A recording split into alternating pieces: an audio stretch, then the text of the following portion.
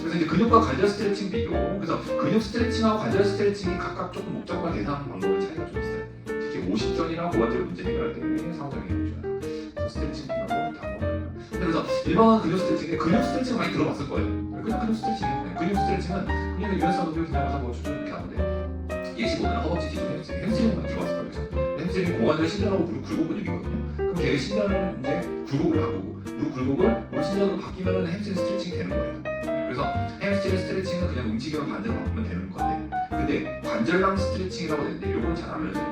관절랑은 아까 들어서 아실 거예요. 그죠? 그러면 그 관절이 있고 그 위에 관절낭이 있고 그 위에 근육이 있는 거예요. 근데 근육은 좀 더 길고 더 크거든요. 그래서 일단은 관절낭은 약간 그 아까 성격으로 얘기했듯이 성격 중간 성격인 거예요. 그래서 그 거의 봤어요. 그럼 거의 그게 딱 이 느낌인데 거인들이 막 성벽을 뚫고 들어오는 거거든요. 진짜 거기서도. 그래서 그 징계동 보면은 성이 이렇게 하나, 둘, 셋 이런 식으로 성벽이 여러 개 엎어져 있어요. 왜냐면 뚫고 들어오니까.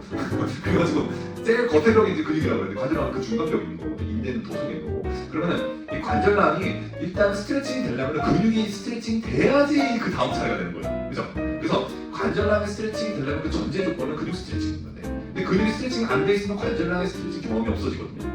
그 관절낭이 나중에 어떻게 되냐면 뻣뻣해져요. 그러니까 유착돼 버려요. 관절낭이 말라 비틀어져. 왜냐면 기름칠을 아까 얘기했잖아요. 자꾸 움직여줘야지 탄력이 좀 생긴 건데 너무 가만히 냅두면은 오히려 성벽이 이렇게 좀 뭐랄까 좀 이렇게 갈라지고 기도 쌓이고 관리를 안 하니까 자꾸 아까 저 왔다 갔다 하는 모습도 좀 해줘야 되는데 그게 냅둔 거잖아요. 그래서 솔직히 인대나 이런 건 원래 냅둔 게 맞아. 그냥 완전 딱딱한 거. 근데 관절낭은 약간의 탄력성이 있는 구조물이기 때문에 어느 정도 좀 관리가 필요해요. 움직임이 좀 필요한 거예요. 평소에.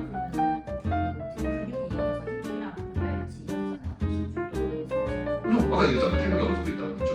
그래서 힘줄은 근육 영상성이에요 원래. 그러니까 근육이 점점 힘줄로 변하는 거라서 어떻게 보면 한 몸통이라고 보시면 돼요. 근데 이 관절낭은 그거하고 좀 별개긴 하지만 이 관절낭도 어느 정도의 약간 탄력성이 좀 있어요. 그래서 얘도 아까 빨겠잖아요. 관절낭 좀 어느 정도 활성화돼서. 그래서 이 관절낭이 좀 어느 정도 움직이려면 그 선행돼야 되는 게 근육 스트레칭이거든요. 근데 근육이 너무 타이트하고 잡혔으면 관절낭 그 차이가 나. 그래서 유연한 사람들은 관절낭 스트레칭 이미 잘하고 있어요. 근데 아까처럼 이렇게 근육만큼 뻣뻣하신 분들은 관절낭이 조금 말라 있어 보여요.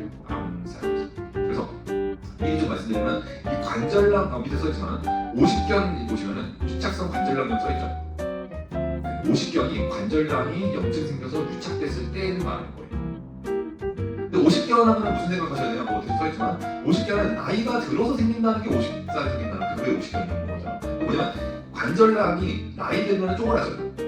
유착 말을 비틀어져. 근데 예를 들면 20대인데 어깨가 많이 안 올라가. 그걸 가지고 50견이라고 얘기 안 해요. 근데 사람은 그거랑 비슷하게 되니까 그냥 50견 이렇게 얘기한 거지. 원래는 노화가 아니잖아. 20대는 노화 올리가 없잖아. 그래서 어깨가 안 올라가 이러면 거의 회전계 질환이에요. 20, 30대. 근데 진짜 50대는 회전계 질환 플러스일 수도 있고 아니면 회전계 질환 없이 그냥 50견이 올 수도 있는 건데 50견은 회전계 질환은 아예 별개예요.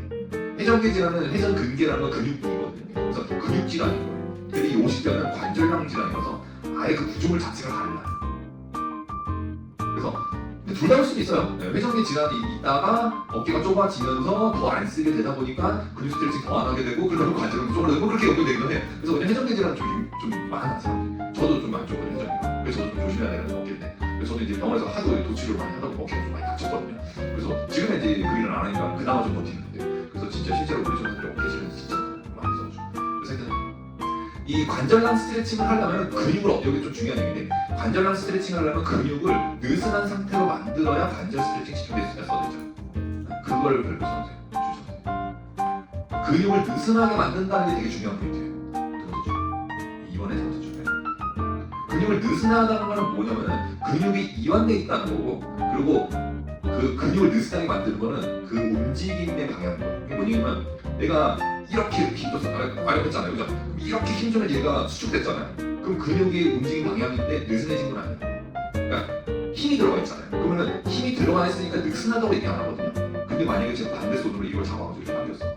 제가 이 손에 힘이 들어갔어, 안 들어갔어? 안 들어갔죠. 수축 방향이긴 하죠. 움직임 방향이긴 하는데 반대 손으로 했으니까 수동적인 움직임이라고. 이거는 이제 능동적인 움직임이라고. 수동적인 움직임이냐면 느슨해진 거예요. 근데 만약 이걸 폈어.